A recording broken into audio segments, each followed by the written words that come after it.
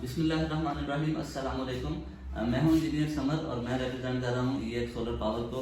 आज हम फ्रेंड्स जिस इन्वर्टर का रिव्यू करने जा रहे हैं वो इन्वर्टर है इन्वर्क्स कंपनी का Nitrox model 12 kilowatt hybrid on grid inverter. IP65 protection में बहुत ही ज़बरदस्त किस्म का ये इन्वर्टर है। IP65 प्रोटेक्शन मीन्स कि ये वेदर रेजिस्टेंट है, इसमें कोई एक्सटर्नल फिल्टर एयर फ्लो के लिए नहीं दिए गए, ठीक है। डस्ट प्रूफ है, इसको आप आउटडोर भी लगा सकते हैं, लेकिन प्रेफरेबल यही है कि आप इसको इंडोर यूज़ करें, ठीक है। अब हम बात करते हैं कि इसके साथ कौन कौन सी एसेसरीज आती हैं। तो इस इन्वर्टर को हमने अनबॉक्स किया है और सबसे पहले जो हमें चीज़ देखने को मिलती है ये इसकी माउंटिंग ब्रैकेट है, ठीक है। ये इस इन्वर्टर को वॉल माउंट करने के लिए ये माउंटिंग ब्रैकेट इसमें दी गई है और ये SS के रावल पोर्ट्स दिए गए हैं जो कि कनेक्ट होंगे माउंटिंग ब्रैकेट के साथ और उस पर इन्वर्टर हैंग होगा। अब हम देखते हैं कि इसमें एक यूज़र मैनुअल हमें देखने को मिलता है। इस मैनुअल में इस इन्वर्टर की स्पेसिफिकेशंस, ट्रबल शूटिंग डिटेल्स और इंस्टॉलेशन गाइडलाइंस सारा कुछ इसमें गिवन है। इसमें फ्रेंड्स एक वाईफाई डिवाइस देखने को मिलती है।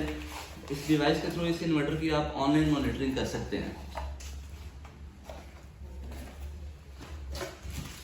ये कम्युनिकेशन केबल है, अगर आपने इसके साथ लिथियम बैटरी अटैच की है तो थ्रू BMS सिस्टम इस वायर के साथ आप इसको इंस्टॉल कर सकते हैं। इसके अलावा 3 सीटीज इसके साथ दी गई हैं। सीटीज करंट ट्रांसफार्मर्स होते हैं बेसिकली। ये इस इन्वर्टर की ग्रिड फीडिंग, अगर आपका ग्रीन मीटर इंस्टॉल नहीं है तो रिवर्स फीडिंग को ये रोकती हैं। सीटीज का मकसद एक ये भी होता है कि आपको एक्सटर्नल इसके साथ जीरो एक्सपोर्ट डिवाइस लगाने की ज़रूरत पेश नहीं आती। अब इसके अलावा इसमें कुछ MC4 कनेक्टर्स हैं और थिम्बल्स और कुछ कम्युनिकेशन केबल्स हैं, ये इसके साथ दी गई हैं। जी फ्रेंड्स, अभी हम बात करते हैं इस इन्वर्टर के फीचर्स के बारे में कि इसमें कौन कौन से ऐसे फीचर्स हैं जो इसको दूसरे इन्वर्टर से डिफरेंट बनाते हैं। तो एक तो IP65 प्रोटेक्शन में ये ड्यूल इनपुट और ड्यूल आउटपुट के साथ ये इन्वर्टर आता है और इसमें MPPT 1 है, MPPT 2 है, 26 एम्पेयर का चार्ज कंट्रोलर है और ये 13 एम्पेयर का चार्ज कंट्रोलर है, ठीक है। और ये इसकी AC सप्लाई है, इनपुट सप्लाई है और ये 2 आउटपुट सप्लाईज हैं। ये हैवी लोड के लिए जैसे ओवन, AC और इलेक्ट्रिक पंप्स वगैरह उसके लिए यूज़ होती है। और अगर जो आपका क्रिटिकल लोड है, जो आप चाहते हैं कि जब आपदा की लाइट चली भी जाए तो वो बैटरी पे चलता रहे या सोलर पे चलता रहे, तो ये लाइट लोड के लिए ये पॉइंट गिवन है, ठीक है। ये बैटरी पॉइंट दिए गए हैं, ठीक है। और ये कम्युनिकेशन का पॉइंट है, यहाँ से आप जो कम्युनिकेशन केबल है उसको अटैच कर सकते हैं अपनी बैटरी के साथ, ठीक है। और ये वाईफाई मॉड्यूल है, ठीक है, ये उसका पॉइंट दिया गया है, ठीक है।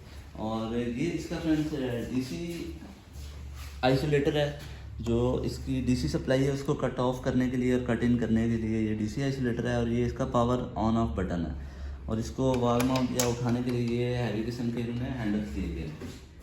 इसका डिस्प्ले बहुत ही ज़बरदस्त है। इसके डिस्प्ले पे आप इसको मॉनिटर कर सकते हैं कि इस पर कितना लोड कंज्यूम हो रहा है, वापडा से कितनी इलेक्ट्रिसिटी इस्तेमाल हो रही है, आपकी बैटरी कितनी है, ठीक है। तो ये सारी चीज़ें आप इसको यहाँ से मॉनिटर भी कर सकते हैं और दूसरा आप मोबाइल के साथ भी ऐप इंस्टॉल करके इसको मॉनिटर कर सकते हैं। तो इससे पहले फ्रेंड्स जो मॉडल आया था वो था 10 किलोवाट में हाइब्रिड इन्वर्टर और उसके बाद इन्होंने इन्वर्क्स कंपनी ने इसको अपग्रेड किया 12 किलोवाट में। तो 12 किलोवाट में हाइब्रिड ऑन ग्रिड है, ये ड्यूल फंक्शन के साथ है। इस पर आप नेट मीटरिंग भी कर सकते हैं और इस पे आप इसको हाइब्रिड पर्पस के लिए भी यूज़ कर सकते हैं।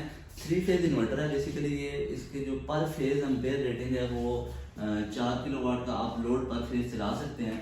इससे पहले जो मॉडल आए थे जैसे मैक्स पावर ने एक इन्वर्टर बहुत ही फेमस हुआ था, इन्फिनी 10 किलोवाट का इन्वर्टर, उसमें ये प्रॉब्लम थी कि एक फेज में जैसे ही एम्पेयर 13.5 या 14.5 से ऊपर जाते थे तो वो इन्वर्टर ओवरलोड का अलार्म देकर ट्रिप हो जाता था। जबकि इसमें इन्होंने पर फेज इसकी एम्पेयर रेटिंग भी बढ़ाई है और दूसरा अगर एक फेज पे इसमें एम्पेयर या इसका लोड ज़्यादा होता है तो दूसरे फेज से ये उसको कंपनसेट करने की कोशिश करता है और कंपनसेट करता है।